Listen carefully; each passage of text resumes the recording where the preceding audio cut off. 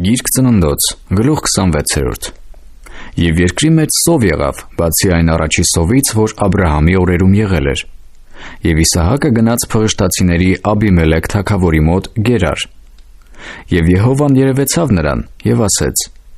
Եգիպտոս մի իջնիր, բնակվիր այն երկրումը, որ քեզ կասեմ։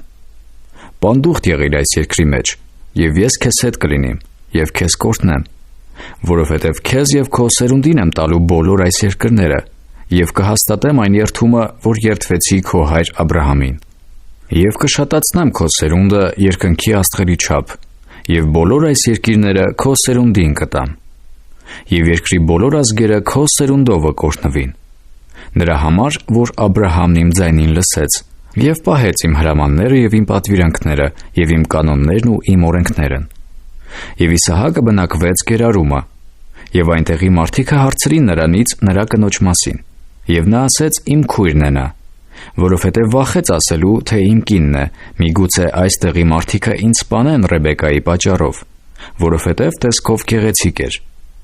Եվ եղավ, երբ որ նա երկար ժամանակ այնտեղ կացավ, փղշտացիների թագավորը Աբիմելեքը պատուհանից նայեց եւ տեսավ, եւ ահա Իսահակն իր կնոջ Ռեբեկայի հետ խաղում էր։ Եվ Աբիմելեքը կանչեց Իսահակին եւ ասեց. Ահա հենց քո կինդ է նա, եւ ինչպես ասեցիր, նա իմ քույրն է։ Եվ Իսահակն ասեց նրան. որովհետեւ ասեցի, միգուցե նրա պատճառով մեռնիմ։ Եվ Աբիմելեքն ասեց.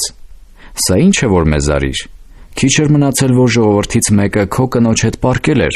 եւ դու մեր վրա հանցանք բերած կլինեիր։ Եվ Աբիմելեքը հրամայեց բոլոր ժողովրդին ասելով. ով որ այս մարդին կամ նրա կնոջը դպչելու լինի, մահով պիտի մեռնի։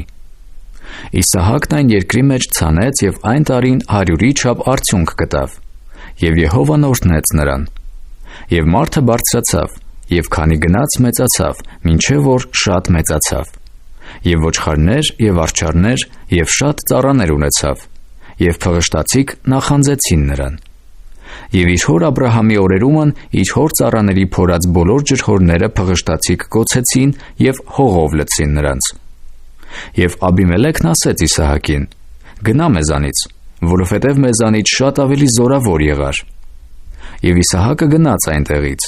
եւ իր վրանները Գերարի ձորումը բացավ, եւ այնտեղ բնակվեց։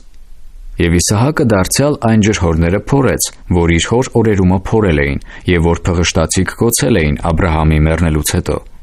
Եվ նրանց այնպիսի անուններ դրավ, ինչպիսի անուններ դրել էր իր հայրը։ Եվ Իսահակի ծառաները փորեցին ձորումը, եւ այնտեղ մի կենդանի ջրի ջրհոր գտան։ Եվ Գերարի հովիվները կռվում էին Իսահակի հովիվների հետ ասելով. այդ ջուրը մերն է։ Եվ այն ջրհորի անունը դրավ Էսեք, որովհետև իրար հետ կռվեցին։ Եվ մի ուրիշ ջրհոր փորեցին, եւ նրա վրա էլ կռվեցին, եւ նրա անունը դրավ Սիթնա, եւ այնտեղից չվեց, եւ մի ուրիշ հոր փորեց, եւ նրա վրա չկռվեցին, եւ նրա անունը դրավ Ռոհոբոթ, եւ ասեց, թե հիմա Եհովան մեզ ընդարձակեց, եւ երկրի մեջ պտղաբեր կլինենք։ Եվ այնտեղից ելավ Բերսաբեե, եւ Եհովան երևեցավ նրան այն գիշերը եւ ասեց. Ես եմ քո հոր Աբրահամի Աստվածը, մի վախիր, որովհետև ես քեզ հետ եմ, եւ կօրհնեմ եւ կշատցնեմ քո սերունդը իմ ծառա Աբրահամի պատճառով։ Եվ այնտեղ սեղան շինեց, եւ Եհովայի անունը կանչեց, եւ այնտեղ բացավ իր վրանը,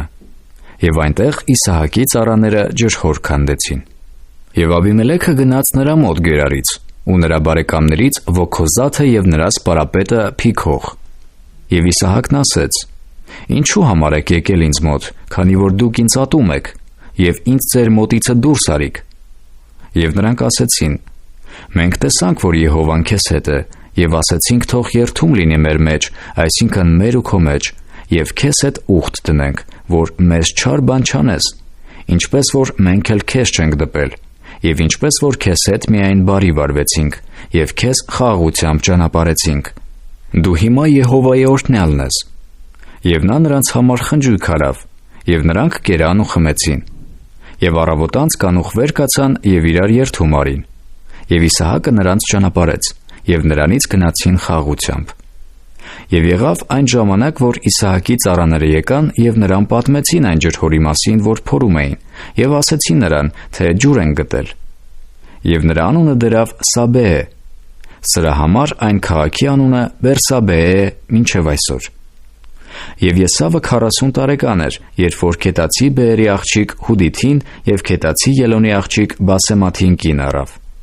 Եվ սրանք Իսահակի եւ Ռեբեկայի համար հոգու դառնություն եղան։